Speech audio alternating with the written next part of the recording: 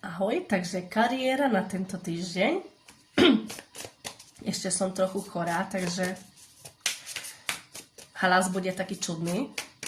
Takže kariéra na budúci, alebo tento týždeň.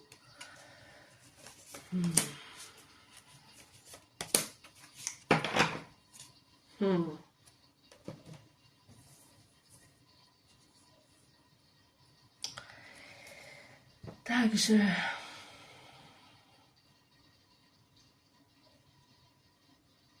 keď sa ti peniaze míňajú, takže tento týždeň asi dostaneš od niekoho, od niekiaľ. Dobre.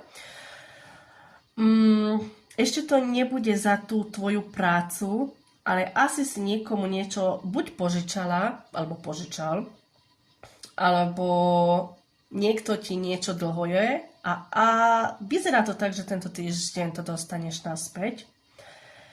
A možno ešte nie úplne tú sumu, dobre, lebo ten človek alebo tá dotyčná nebude mať toľko naraz, ale aspoň niečo z toho dostaneš a potešíš sa. Dobre? Čo tu máš ešte v kariére? Vidím tu aj nový projekt, dobre, alebo niečo nové, nejaký nový nápad, na čom budeš pracovať. Bude to rýchlovka, takže neviem, dokedy ti to vydrží. Dobre, ale nevadí. A dostaneš tu aj asi sklamanie. Takže buď niekto si niečo objedná, dobre, a ten tovar nebudú s tým spokojní.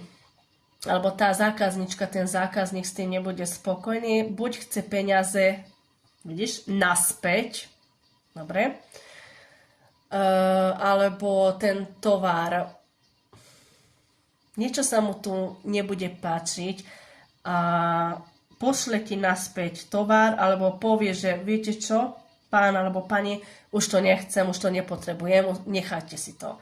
A budeš sklamaná alebo sklamaný z toho, takže niečo sa ti tu nepodarí. Alebo ten nový projekt sa ti nepodarí. Dobre? Bude to krach. Nový nápad.